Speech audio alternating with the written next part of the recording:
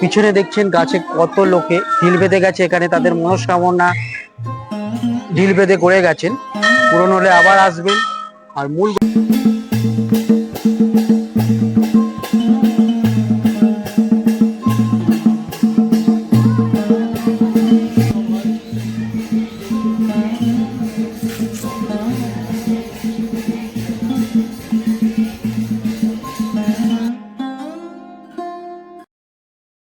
প্রিয় দর্শক, এবার চলে এলাম ফুল্লরা সতীপীঠ, সেটা শেষ করে এবার চলে এসেছি কঙ্কালীতলা। এটা হচ্ছে সামনেই রয়েছে বাস স্ট্যান্ড কঙ্কালীতলা, আর এই পিছনেই রয়েছে সেই তরুণ। আমি এখান দিয়ে প্রবেশ করব। আর এটা কেন বিখ্যাত, এর ইতিহাস কি, এর এখানকার পরিবেশ, মায়ের দর্শন সবই আপনার আজকে দেখতে পাবেন। আমার সঙ্গে থাকুন, খুব ভালো লাগবে। এই হচ্ছে কঙ্কালীতলা সতীপীঠের বাইরের তোরণ, আর সামনেই ফলকে লেখা রয়েছে সতী মায়ের পবিত্র ৫১ পীঠের অন্যতম পীঠ এই কঙ্কালীতলা। এই স্থানে দেবীর কাঁক পড়েছিল। এই কাঁক হচ্ছে কোমরের একটি হাড়ের অংশ, কঙ্কাল। মেয়েদের বা মহিলাদের একটি কাঁক থাকে, সেই কোমরের কঙ্কালটা এখানে পড়েছিল, এই কারণে এখানের নাম হয়েছে কঙ্কালীতলা। এখানে কি কি পাবেন লেখা রয়েছে: কঙ্কালী মায়ের মন্দির, কোপাই নদীর ঘাট যেখানে সন্ধ্যা আরতি হয়, আর এখানে বিভিন্ন ধরনের যে সেবা, ভোগ প্রসাদ সবই পাবেন। এই তোরণ দিয়ে ঢুকে সোজা এগিয়ে যাচ্ছি। সোজা এগিয়ে গিয়ে আপনাদের মন্দিরের সামনে নিয়ে যাব।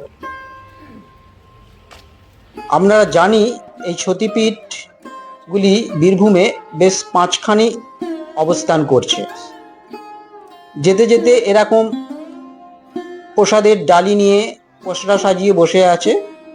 বিভিন্ন দামের ডালি পাওয়া যায়, ৫১ থেকে শুরু, ৫১ টাকা থেকে আবার ১৫০-২০০ টাকা পর্যন্ত। সমস্ত কিছু পাবেন এখান থেকে কিনে নিয়ে মাকে পূজায় নিবেদন করতে পারবেন। আর যেতে যেতে এরকম সুন্দর পলাশ ফুলের একটি গাছ দেখতে পেলাম, খুব সুন্দর প্রকৃতিকে রাঙিয়ে তুলেছে। এই হচ্ছে কঙ্কালী মায়ের তোরণ এবং একটি সামনে ঘন্টা, আর এই হচ্ছে মন্দির চত্বর। সামনে একটি সুন্দর বৃক্ষ রয়েছে, আর মন্দির চত্বরে অনেকটা বড়, আর মূল গর্ভগৃহটা দেখা যাচ্ছে। এখানে যেমন এই বৃক্ষে বটবৃক্ষ, অনেকে মনস্কামনা পূরণ করার জন্য ঢিল বেঁধেছে। এখানে অনেকেই এরকম সাধু সন্ন্যাসী, বাউল, ফকির সব বসে থাকে। এখন ওই দিক দিয়ে মূল মন্দিরের গেট, আমি ঢুকে এলাম। ঢুকেই একটা সুন্দর বটবৃক্ষ তলা, আর এই হচ্ছে টোটাল পুরোটাই হচ্ছে চত্বর, মন্দির চত্বর। আর সামনেই হচ্ছে নাট মন্দির, এবং নাট মন্দিরের পরেই হচ্ছে মূল মন্দির। আর চারপাশে অনেক রকম হরেক রকমের জিনিসের পসরা সাজিয়ে বসে আছেন। অনেকটা বড় এই মন্দির চত্বর। তা মা কঙ্কালীর নাম কেন হয়েছে? কারণ তার কাঁক এখানে পড়েছিল পুরাণ মতে। আমরা জানি পুরাণ মতে দেবী সতীর ৫১টি খণ্ড বিভিন্ন জায়গায় বাংলার বুকে পড়ে আছে, তার একটি খণ্ড এই কঙ্কালীতলা। তাই এটি হচ্ছে কঙ্কালীতলা মা সতীপীঠ। আসুন পরিবেশ দেখি, মাকে দেখি, খুবই ভালো লাগবে। এই হচ্ছে মায়ের গর্ভগৃহ। এখানে দেবীকে কঙ্কালেশ্বরী নামেই পূজা করা হয়। সতী মায়ের যে ৫১টি খণ্ড ভারতবর্ষের বিভিন্ন স্থানে ছড়িয়ে ছিটিয়ে রয়েছে বীরভূমে, তার ৫টি খণ্ড এবং ৫টি সতীপীঠ গড়ে উঠেছে।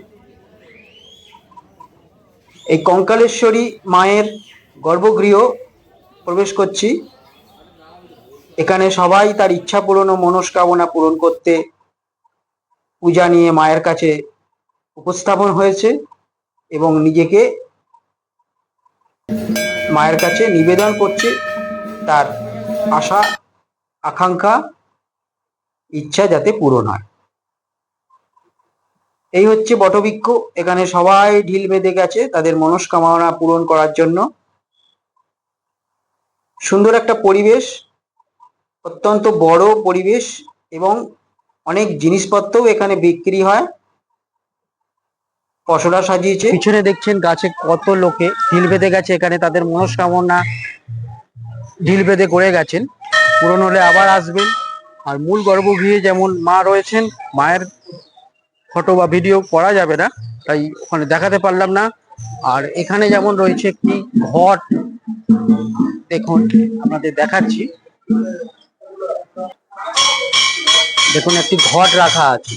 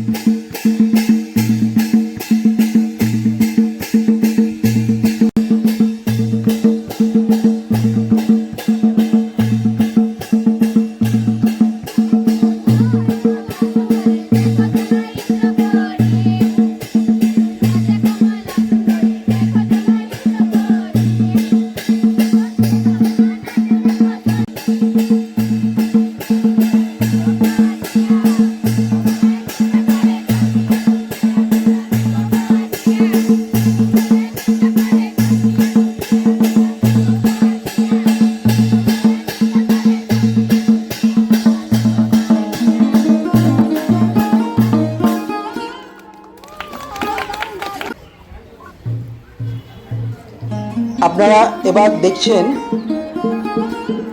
ভোগ মন্দির এবং রন্ধন কক্ষ। এটি রন্ধন কক্ষ। আর এখানে দেখুন আপনাদের নাম্বার দেখিয়ে দিচ্ছি, ফোন নাম্বার, এইখানে যোগাযোগ করতে পারেন, কুপন সংগ্রহ করতে পারেন। সেবা ভান্ডার দেওয়ার জন্য এই নাম্বারে যোগাযোগ করতে পারেন।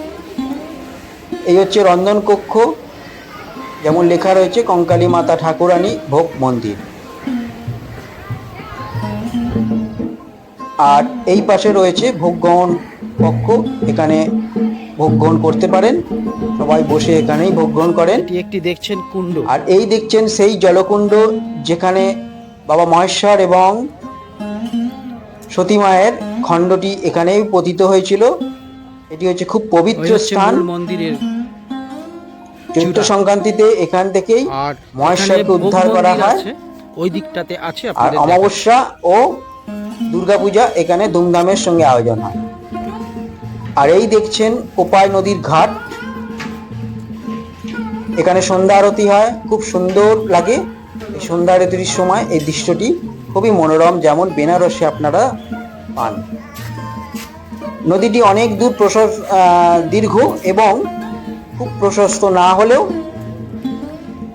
যথেষ্ট সুন্দরতা পরিবেশটাকে মধুর করে তোলে, একটা শীতলতা বিরাজ করছে।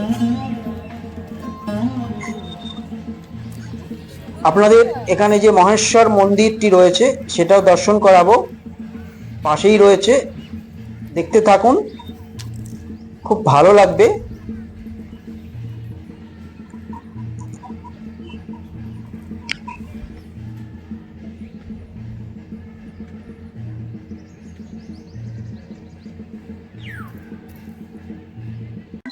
নমস্কার দর্শক, আমার এই প্রতিবেদনটা আজকে বীরভূমের কয়েকটি সতীপীঠ দর্শন করালাম।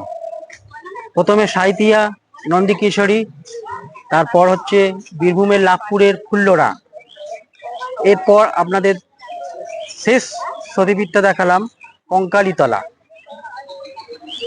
এই পর্বে 3টি সতীপীঠ আপনাদের দর্শন করালাম। কেমন লাগলো লাইক শেয়ার করুন আর কমেন্ট করে জানান, আর আমার পাশে থাকবেন সাবস্ক্রাইব করে। যারা নতুন দেখছেন, আমি অরূপ, আমার চ্যানেল দেখছেন অরূপ জার্নি। এখানেও আপনারা ভোগ প্রসাদ পেয়ে যাবেন, যেমন এখন বাজে 3টে, এখনো ভোগ প্রসাদ দিচ্ছে, এসে কুপন কেটে পেয়ে যাবেন। লাভপুরে ফুল্লরাতেও প্রসাদ পাওয়া যায় 40 টাকা করে, আর এখানেও কুপন কেটে এরকমই পাওয়া যায়। পরে প্রতিবেদনে আপনাদের দেখাবো শান্তিনিকেতনে সোনাঝুরি হাট, আশা করি সেটাও ভালো লাগবে। ওটি আর একটা প্রতিবেদনে আপনাদের সামনে আনবো, তুলে ধরবো। বিদায় জানাচ্ছি আজকের পর্বে, আবার পরের পর্বে আপনাদের সঙ্গে দেখা হচ্ছে। নমস্কার, ভালো থাকবেন, সুস্থ থাকবেন।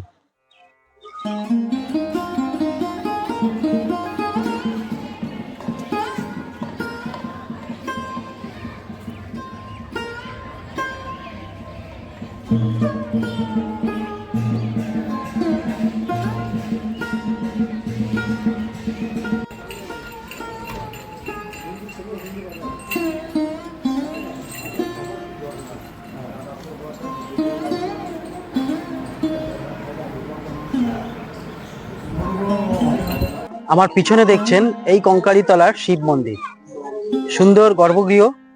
গর্ভগৃহের ছবি দেখাতে পারবো না, কিন্তু বাইরের চত্বরটা আপনাদের দেখিয়ে দিলাম। আপনারা যদি আসেন, সুন্দর বাবাকে দেখে নেবেন। বাবার শিব মূর্তি এখানে রয়েছেন মাটির ভেতরে, তার লিঙ্গ রয়েছে।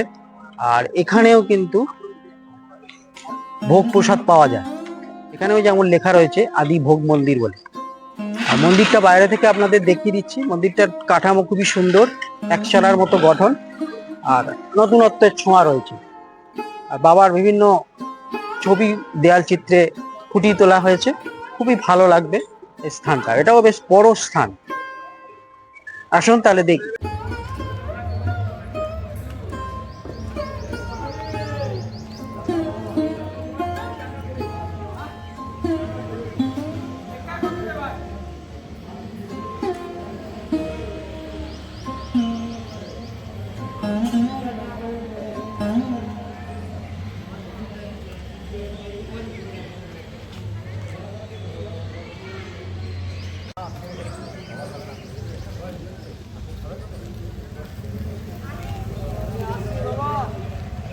আমি আসছি দেখি